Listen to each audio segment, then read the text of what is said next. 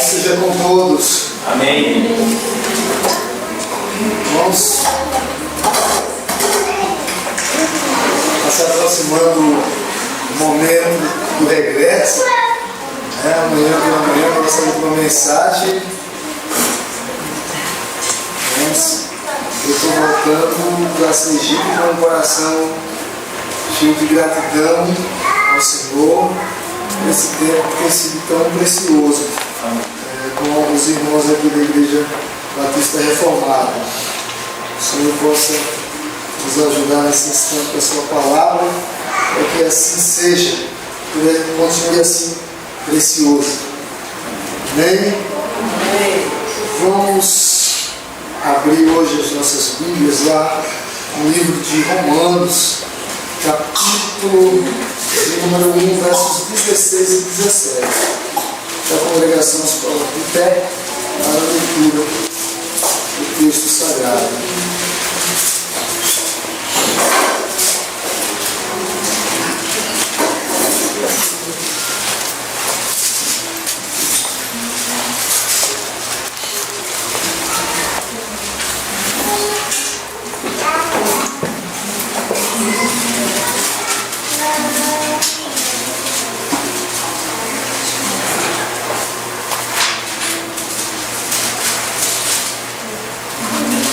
Leamos. Pois não me envergonho do Evangelho, porque é o poder de Deus para a salvação de todo aquele que crê, primeiro do judeu e também do grego, visto que a justiça de Deus se revela no Evangelho, de fé em fé, como está escrito: o justo viverá por fé. Por isso, Santo Deus, diante da Tua palavra, o nosso coração encontra paz e alegria por entender que o Senhor nos traz provisão em Cristo. Amém. Que o Evangelho não nos traz vergonha, mas nos traz honra. E é uma honra poder falar da Tua palavra, que o Senhor, em atitude de graça e misericórdia para com esse Teu servo, fale ao Teu povo aqui nesta igreja, nesse instante. Amém. Amém. Amém. Irmãos, nós estamos falando sobre o tema o poder transformador do Evangelho. E na sexta-feira à noite nós falamos sobre o verdadeiro Evangelho, destacando naquela oportunidade que o verdadeiro Evangelho ele mostra ou identifica a condição do ser humano e a necessidade que ele tem de arrependimento. Que esse Evangelho exalta a Deus através da exaltação da pessoa e da obra de Cristo. E esse Evangelho verdadeiro glorifica a Deus, que mantém Deus no seu lugar de honra e põe o homem no devido lugar. Falamos hoje pela manhã a respeito do poder transformador do Evangelho, que nos transforma de maneira integral, trazendo transformação em toda a área da nossa vida. E, por sinal, nos transforma na nossa relação com Deus, na nossa relação com o homem e em nossa relação com o cosmos, com aquilo que Deus criou. Hoje à noite eu quero falar um pouco sobre o poder do Evangelho.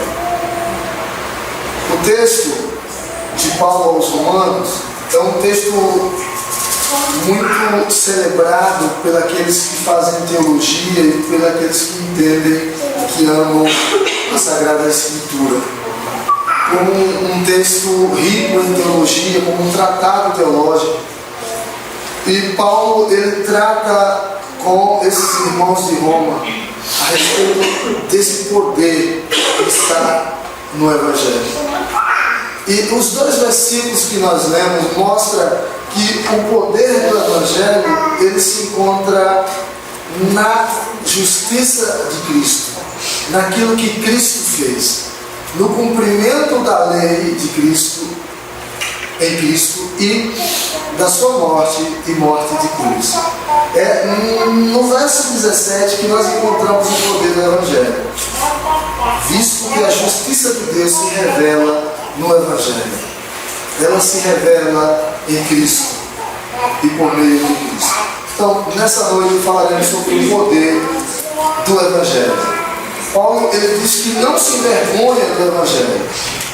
E quando ele diz que não se envergonha, ele está usando de um termo ou de uma situação que é tida pelos estudiosos como litotes, que é a afirmação pela negação do contrário. Quando Paulo diz que não se envergonha do Evangelho, na verdade, o que ele está dizendo é que ele se gloria no Evangelho e considera alta honra proclamar a verdade do Evangelho.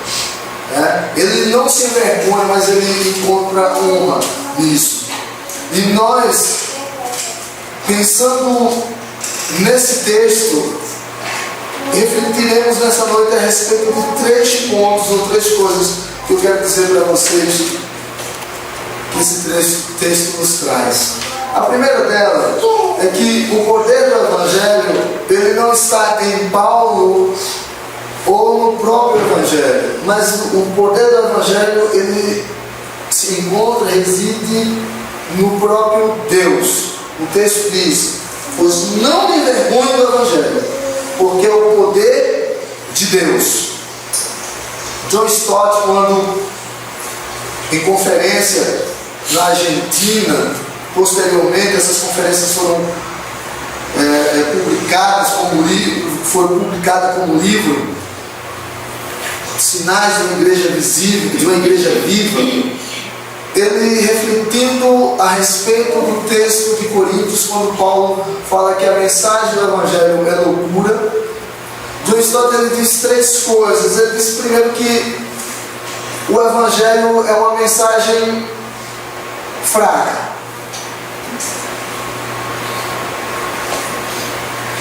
E que é pregado pelo indivíduo fraco. E que é recebida por um homem fraco. Como dá certo então? A mensagem da cruz é loucura para o primeiro século. A mensagem do Evangelho é loucura para o romano, é loucura para o judeu, é loucura também para o grego. E como essa mensagem pode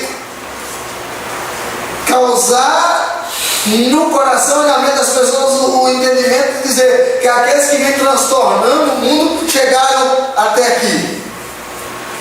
Como essa mensagem pode causar tanto tumulto na vida do Império Romano ou na vida da população de Jerusalém e seus arredores?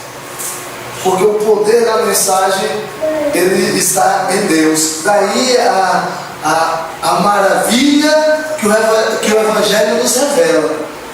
Porque se o Evangelho não é a mensagem de Deus, então estaríamos todos perdidos no intuito de trazer vidas a Cristo por intermédio da pregação desse Evangelho, que é o meio pelo qual Deus chama o homem. Então o nosso anúncio seria um anúncio vão, não teria uma perspectiva de resultado. Mas João diz que quem convence o homem, da justiça, do pecado e do juízo é o Espírito Santo. Então daí que essa mensagem fraca, pregada pelo fraco para fracos, ela toma uma dimensão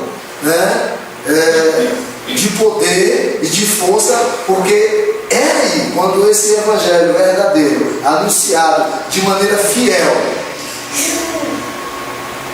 e aí quando o Espírito age, porque o Evangelho é esse meio é que Deus escolheu para comunicar a sua verdade ao homem.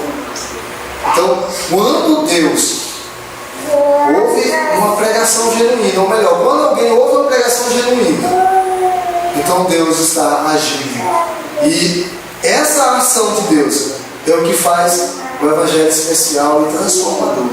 É essa ação, porque Deus ele escolheu o meio e os fins. Amém.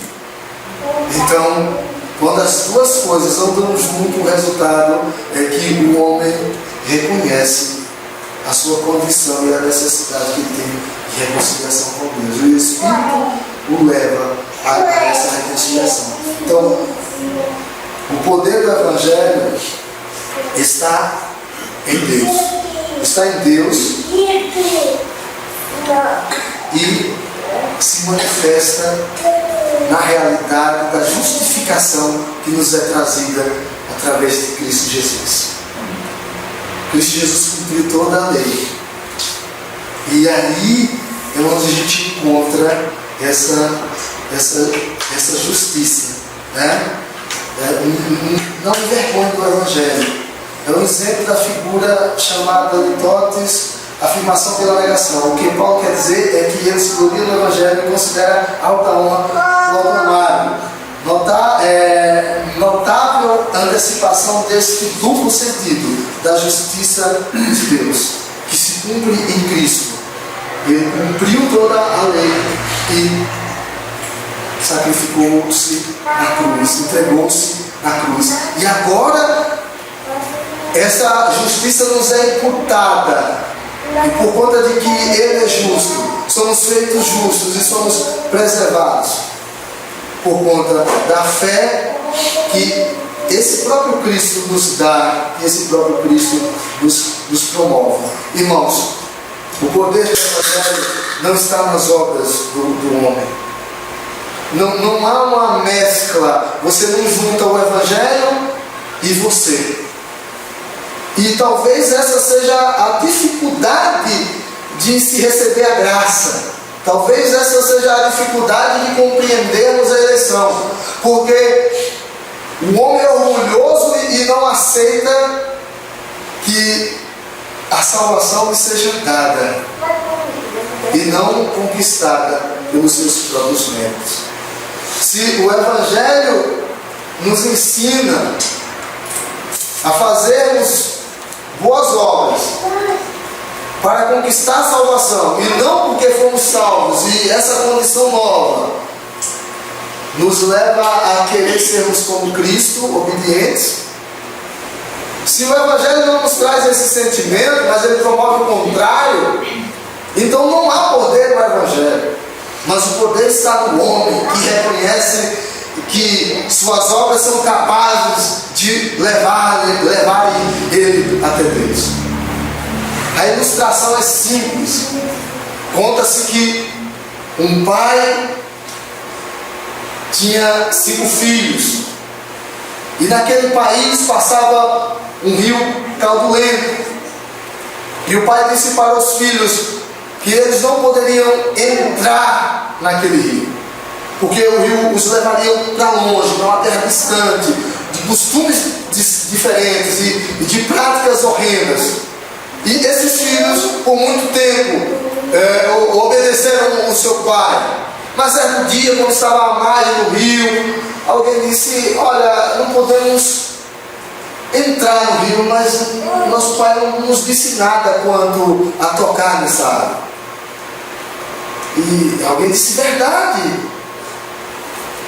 E o mais afoito se estendeu para tocar na água, escorregou, caiu dentro do rio. O outro foi tentar ajudar, também caiu. O terceiro também, e o quarto também. E o rio levou. O quinto irmão ali não estava. O rio levou esses 4 filhos para uma terra distante. E naquela terra distante, quando eles chegaram ali, eles pensaram: olha, nosso pai estava certo. Agora nós estamos aqui. O que vai ser de nós? Bom, fizeram ali um conclave e decidiram: durante todas as noites nos encontraremos aqui, acenderemos uma fogueira e vamos nos lembrar dos costumes lá da nossa terra, nos lembrar do nosso pai e vamos ficar aqui. Não vamos nos contaminar com os hábitos desse povo. Primeira noite, todo mundo junto. Segunda noite desaparece um dos irmãos. No outro dia sai a comitiva, busca os dois irmãos, vão em busca e os outros 3 irmãos e encontra aquele que desapareceu durante a noite e agora construiu uma casa. E eles, os outros unidades, eles dizem, rapaz, mas como você está construindo uma casa aqui, no meio desse povo tão mau, de hábitos tão horrendos? Ele disse, olha, olhando bem, esse povo não é tão mau. Vocês me deixem aqui, construir uma casa. Aquela noite desapareceu o outro, não foi a reunião da fogueira. Amanhã vamos em busca. Foram à procura, encontraram ele num monte, olhando tudo que o primeiro irmão estava fazendo. O que você está fazendo aí? Estou observando o que o meu irmão está fazendo aqui. Quando eu me encontrar com meu pai, eu vou contar tudo que ele anda fazendo de errado. Segunda noite, terceira noite, só um irmão na fogueira, o outro desapareceu. Então o que restou no dia seguinte sai à procura e encontra esse irmão jogando pedras no rio, pedras enormes. O que ele está fazendo aí? Estou fazendo um caminho para que eu por dentro do rio consiga voltar ao reino lá do nosso pai. E depois de tanto esforço, não tem como meu pai não me receber. Mas rapaz, não está vendo que você não vai conseguir isso? Eu vou passar a vida toda e você não chega lá. Não, eu consigo. Nisso, quando ele volta para o local de encontro, chegou o irmão mais velho. O pai mandou o irmão mais velho. O irmão mais velho conta que o pai veio buscá-los, mandou buscá-lo, e onde é que estão os outros? E aí ele diz, olha, o fulano está lá, construindo uma casa, vamos lá. E não sei quem está observando. Eles vão no caminho, quando chegou lá no caminho, está outro, o que está fazendo aí? Não, estou aqui observando meu irmão. Disse, rapaz, olha, nosso pai mandou vir aqui buscar você, para a gente ir embora. Não, não vou não, estou aqui para ver tudo. Aí tá certo, desceram, foram até a casa do que estava lá construindo, já estava diferente, já parecia com o povo daquela localidade. Ele olhou assim e nem reconheceu direito o irmão mais velho. Então o irmão mais velho disse do que se tratava. Ele disse, não, não vou não, meu pai é um homem muito duro e aqui é que é bom, eu vou ficar aqui mesmo. Vai em frente, vamos no rio, tem lá o irmão lá no rio. Chega lá no rio, o sujeito está lá, não vou não também, estou aqui construindo, vou chegar lá, vou com meus esforços, não vou com você não, vou chegar lá, receber bronca do meu pai e tal, não vou. Tá bom. Então aquele outro irmão disse, não, eu vou, porque não tinha feito nada, entendeu que o pai estava sendo gracioso e que o pai o receberia de volta. Então ele vai com aquele irmão sem merecimento algum, sem ter feito obra nenhuma, e ele vai porque ele entendeu o que é a graça. Então o poder do Evangelho não reside em nós, nem naquilo que nós produzimos, mas o poder do Evangelho ele nos transforma para uma vida nova, para uma mudança, e aí sim nós produzimos obras que glorificam a Deus. Mas não obra que nos salva, mas obra que exalte a Deus, por ser inerente da nossa natureza. Porque as obras que a gente faz ainda depois de sermos chamados por Cristo não é um puro e simples sentimento de gratidão pelo que Deus fez por nós, mas as obras que nós praticamos depois que Cristo nos chama, ela representa aquele que está em nós. Então é inerente dessa nova natureza o quedar-se pelas práticas de boas obras. É uma consequência natural de quem alcançou a graça, mas não motivado para agradecer puro e simplesmente, mas motivado pelo sentimento interno que é maior do que as nossas vontades, ou maior do que a nossa justiça. Cristo restaura em nós o estado original E agora em nós há um interesse de sermos obedientes tão quanto é o Senhor Jesus Cristo. Se fazemos boas obras pensando na salvação, vamos passar a vida toda jogando pedras dentro do rio. E não chegaremos nem no começo do caminho. Quando você assiste o filme O Peregrino, isso fica claro. E como Deus é conduzindo o sujeito, e como o outro das suas obras, como chega e que vê do outro lado a entrada do palácio, e do lado do carro, entre o palácio, um rio caudulento, e tem um jeito de chegar lá, mas ele vem o caminho todo com seus esforços, e quando ele chega lá, ele se arruma porque ele é bom nisso, ele vai enfrentar, e aí ele não consegue, né? Ele é sucumbido e não chega do outro lado, porque as obras elas não nos levam até lá. Porque se as nossas obras fossem suficientes, então não precisaríamos de Cristo na cruz, mas qualquer um de nós estaria habilitado a subir o madeiro, ser levado à cruz, porque a nossa justiça seria o suficiente. Mas Isaías diz que essa justiça humana não passa de trapos de imundícia. Mas essa justiça que nos é trazida no Evangelho, desse poder que vem de Deus, essa justiça, sim, nos justifica diante de Deus. É aceito. Conta essa história que um dia no céu está lá, um encontro, a misericórdia com o pecador. Vamos julgar o pecador. E alguém se levanta e diz: não, ele não pode ser salvo porque ele é pecador. O diabo se levanta para acusar.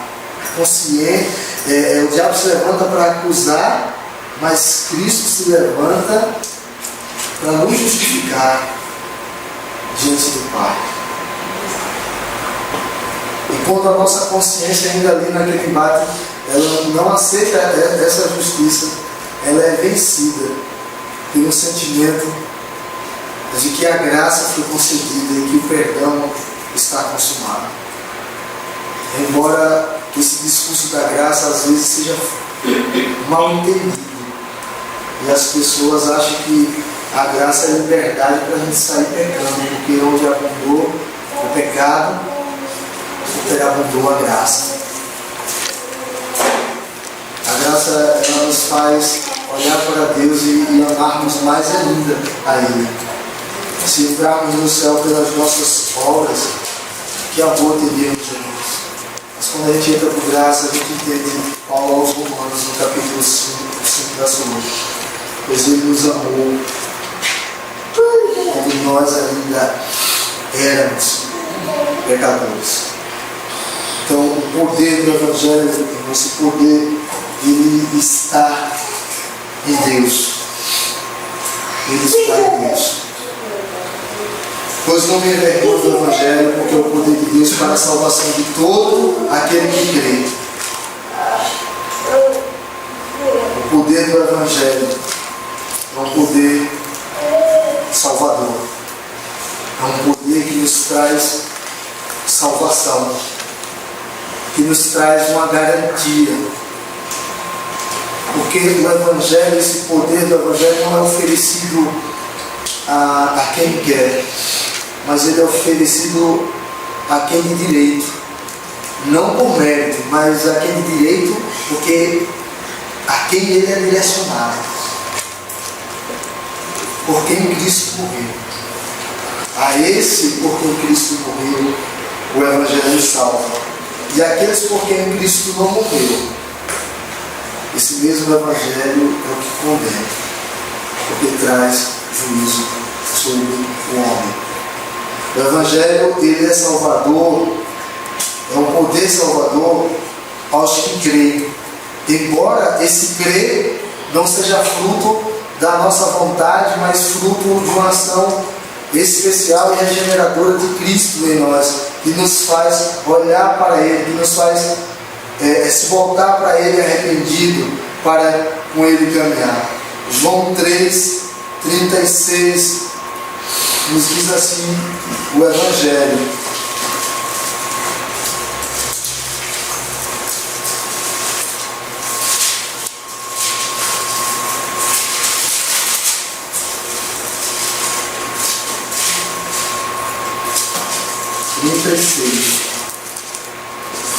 por isso, quem crê no Filho tem a vida eterna. O que todavia se mantém rebelde contra o Filho não verá a vida, mas sobre ele permanece a ira de Deus. Ao tempo que Paulo ainda, quando escreve aos Romanos, no capítulo 3, versículo 3, Paulo diz: e daí, se alguns não creram, a incredulidade deles virá desfazer a fidelidade de Deus? De modo algum. O Evangelho, ele é um poder, e um poder que nos salva, que nos liberta, que nos transforma, que nos concede a vida eterna, que nos leva de volta para Deus. Mas isso só se dá quando nós cremos em Cristo Jesus.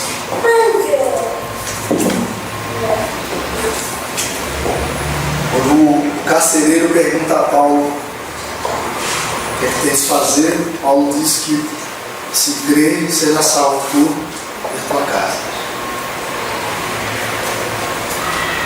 Quando o eunuco pede para se batizar, Filipe disse: se crer. Cristo mesmo disse: ide, e pregar o Evangelho a toda criatura. Quem crê será salvo. Quem não crê já está condenado. Esse é o dispositivo. É aí onde ele se manifesta, é nos levando a crer. E quando nós cremos, esse poder é manifesto de modo que nada ou alguém possa freá-lo ou impedir que esse seja salvo. Não tem obstáculo à manifestação do poder do Evangelho. Não tem como você fugir quando Deus está lhe procurando. O salmista disse: se você subir no mais alto dos céus, Ele está lá. Se você desce ao mais profundo da terra, Ele também te vê. Não tem como se esconder. Jonas tentou se esconder. O povo de Nínive vivia no pecado, mas diante do anúncio do Evangelho proclamado por Jonas, um Evangelho que traz transformações, que traz bênçãos espirituais, um Evangelho que nos dá uma nova perspectiva de vida, aquele povo se arrependeu diante do anúncio da mensagem do Evangelho do nosso Senhor Jesus Cristo. Não tem como o homem resistir a essa graça que a ele é concedida. E é por isso que há poder no Evangelho. Por isso que o Evangelho é poderoso. É por isso que ele é puro e simples. Porque o upgrade é dado pela força do Espírito Santo.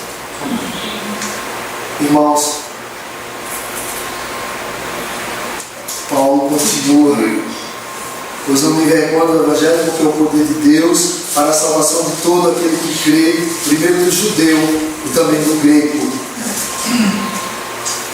O poder do Evangelho é um poder que se manifesta a todos. todas as nações. Não se limitava apenas ao contexto israelita, mas o povo de Israel era o projeto inicial para que as fronteiras do povo de Deus pudessem ser estendidas a todas as nações. E a prova que ele é a todos é que João relata no Apocalipse que viu grande multidão, que vem de todos os povos, de todas as raças, de todas as tribos, línguas e nações, todas as etnias, todos estão entrando, todos estão participando daquele grande coro. E se não fosse assim, nós estaremos aqui hoje. Se não fosse assim, não teríamos igrejas em lugares tão remotos nesse país. Se não fosse assim, o Evangelho ele não teria perdurado, mas ele tem sido proclamado há aproximadamente 2000 anos. E ele tem trazido para Deus aqueles que são seus. O texto de Salmo 117 diz: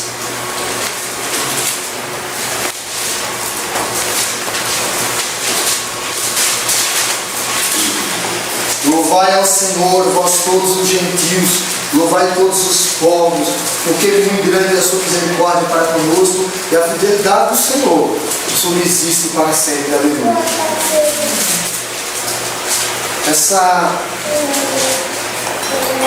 Esse salmo, essa poesia, ela diz, ela afirma, ela convida as nações a louvar o Senhor, que os gentios, que os que são de fora, que todos venham para louvar o Senhor, que todos os povos venham para louvar o Senhor. E essas pessoas só são habilitadas a louvarem o Senhor, a viverem para o louvor da glória de Deus, quando elas se encontram com esse Evangelho que é poderoso, com esse Evangelho que é transformador. As pessoas, elas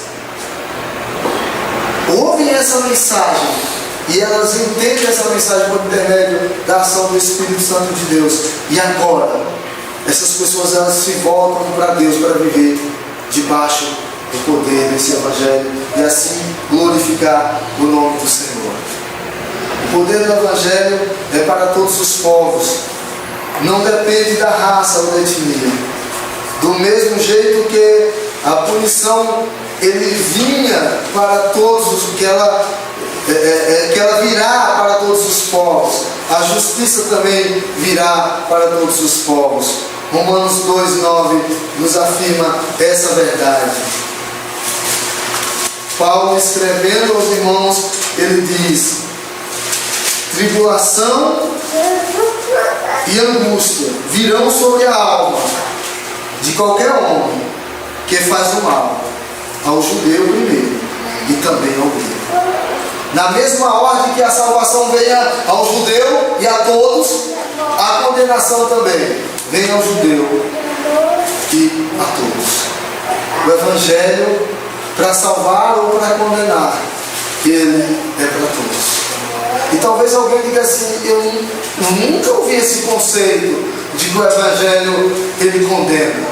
Ele condena porque quando pregado a homens que, ouvindo essa mensagem, rejeita essa mensagem, ele não será tido por inocente diante do tribunal de Deus, porque ele conhece essa verdade.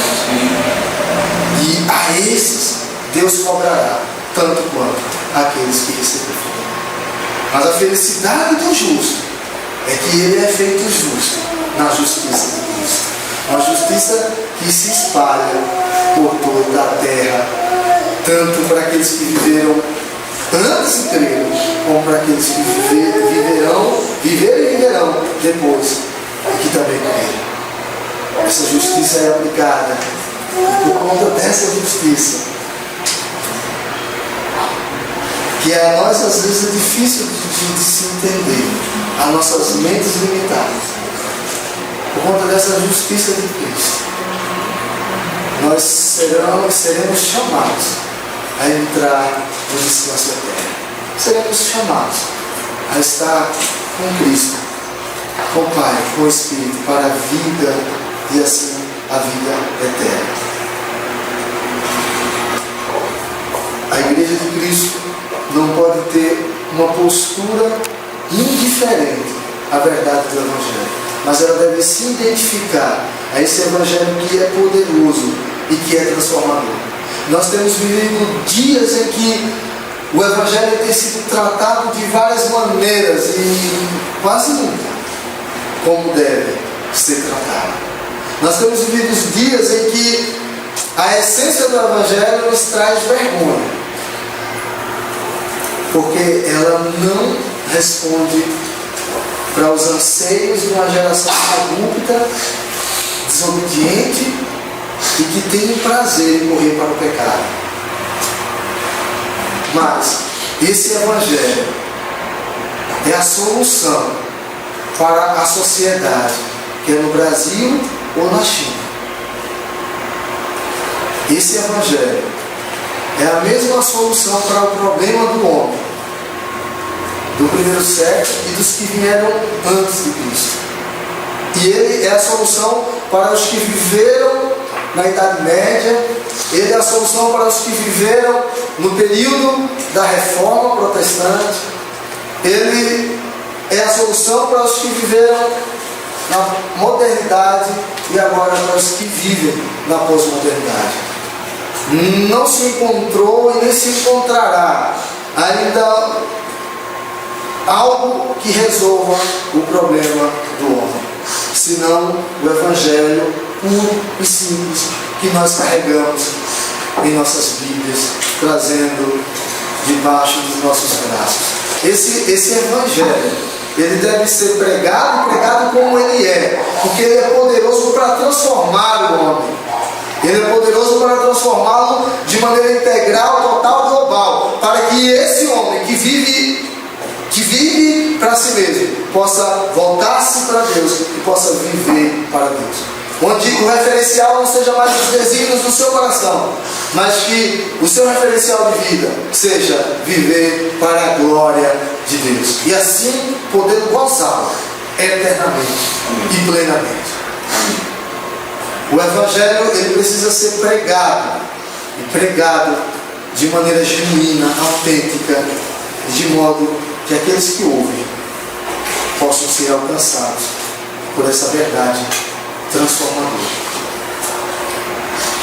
Muito se ouve de que a mensagem da igreja é ultrapassada e que ela não responde mais aos anseios da sociedade. E aí a pergunta diante dessa afirmação é que se os anseios da sociedade têm levado essa sociedade a um caminho digno, a um caminho de paz, a um caminho de alegria e de satisfação em Deus. Diante de tudo que a sociedade tem produzido, o que ela tem colhido é o mal desse século: estresse e depressão. E para os dois problemas, o Evangelho também é a solução. Porque o Evangelho nos salva, nos transforma para estar no céu. Mas o Evangelho também nos transforma para viver nesse mundo.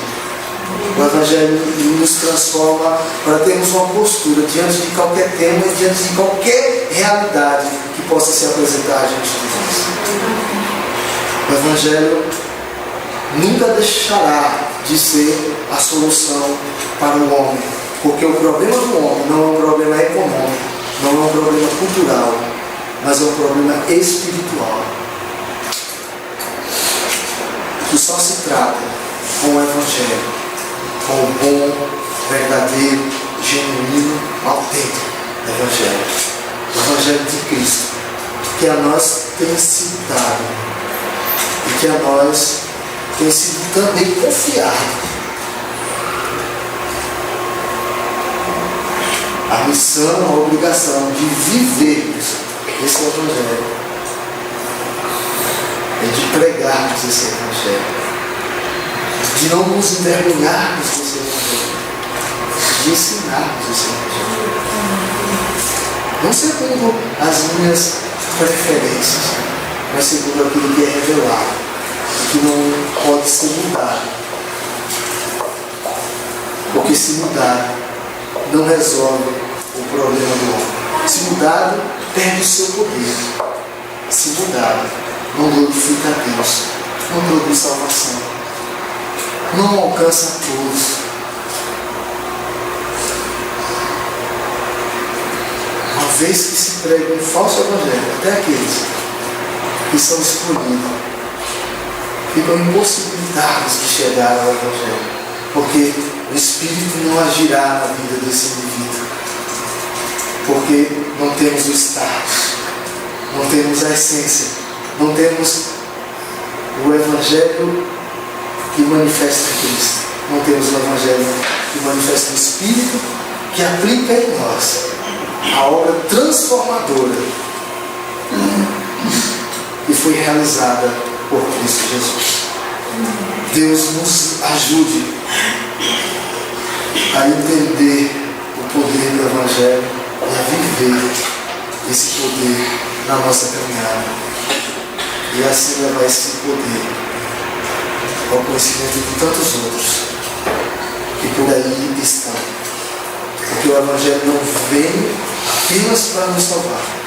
Ele nos salva e ao mesmo tempo ele nos dá uma incumbência que a gente precisa anunciar.